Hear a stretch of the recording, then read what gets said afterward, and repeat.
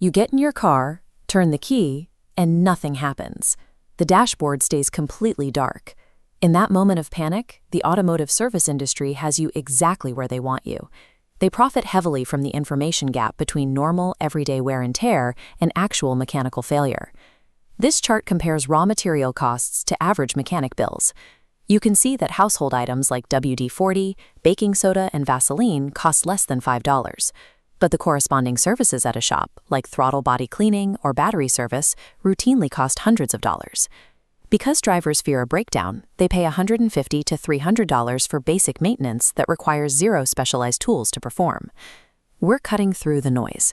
Unlike dangerous viral suggestions like pouring boiling water on a frozen windshield, which can crack the glass, the methods we analyze prioritize mechanical safety and concrete savings.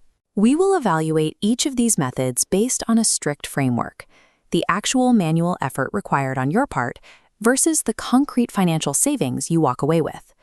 Knowing the difference between a real repair and a simple reset means you stop reacting to warning signs with panic and start controlling your vehicle's maintenance on your own terms.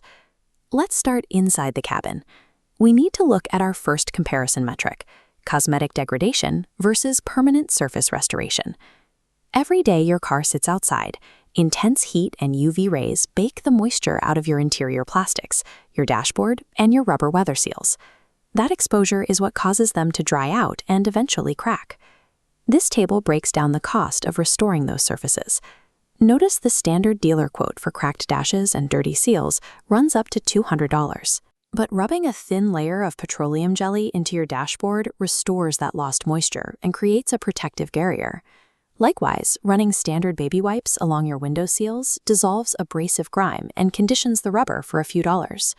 The exact same logic applies to exterior wear, specifically shallow paint scratches and cloudy, yellowed headlights. The mechanical process here is straightforward. Regular white toothpaste contains mild abrasives that safely polish away surface rust.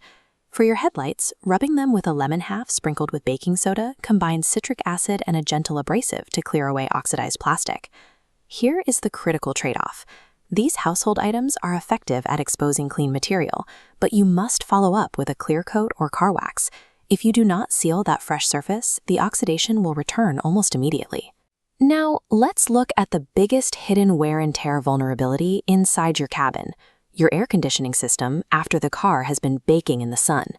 When you get into a hot car and immediately blast the AC on maximum, you force the compressor to cool trapped air that can reach over 120 degrees. This creates immense mechanical strain and excessive wear on the system. You can bypass this strain with a simple venting strategy. Roll all your windows down and run the fan on outside air mode for 60 seconds before turning on the AC. This pushes the superheated air out of the cabin, so your compressor doesn't have to work nearly as hard. These low-effort preventative tricks stop material degradation in its tracks, eliminating the need to buy $1,000 replacement parts down the line. Moving under the hood, we can address the symptoms that usually trigger immediate driver panic: rough engine idling and sudden dashboard warning lights. A rough idle is often caused by carbon buildup inside your throttle body. This is a natural part of vehicle operation.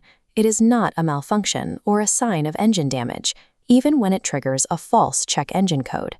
As this table shows, a mechanic will charge a diagnostic fee of $150 to $300 for sluggish acceleration, but a $5 can of WD-40 and an old toothbrush will safely dissolve that carbon buildup. It takes 15 minutes to scrub it away and smooth out your idle completely. The same principle applies to fuel injector clogging. Adding a $10 fuel injector cleaner to your gas tank once a month dissolves varnish buildup and restores proper fuel spray patterns long before a shop ever needs to recommend a professional flush.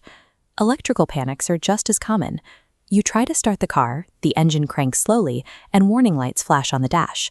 If you check your battery and see crusty white and blue buildup, that terminal corrosion is just a normal chemical byproduct, not a sign of battery death.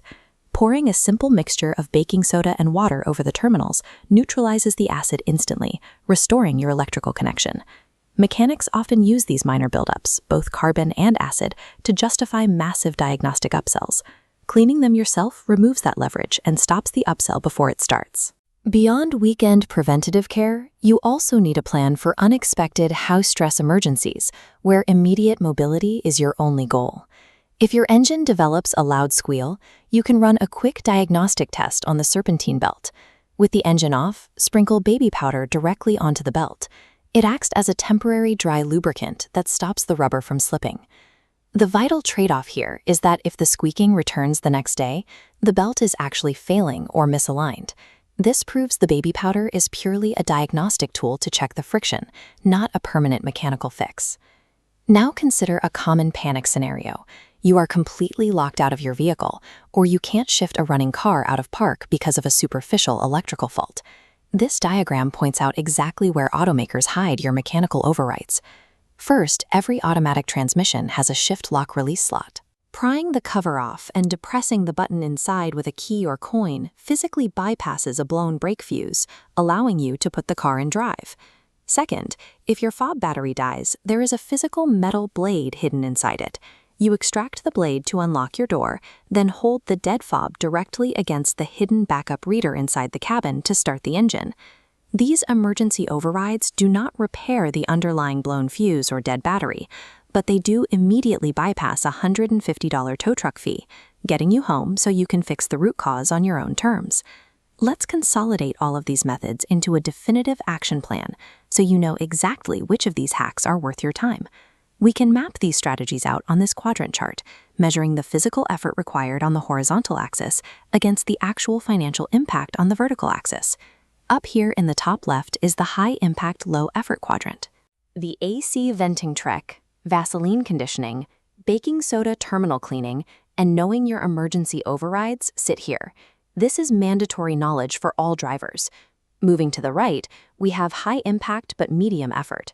Using WD-40 to clean your throttle body and restoring your headlights requires a bit more manual labor, but the trade-off is saving hundreds of dollars in shop fees. Down in this bottom quadrant are the low-impact diagnostic tools. The baby powder belt test belongs here. It provides valuable information, but it should never be relied on for long-term vehicle safety.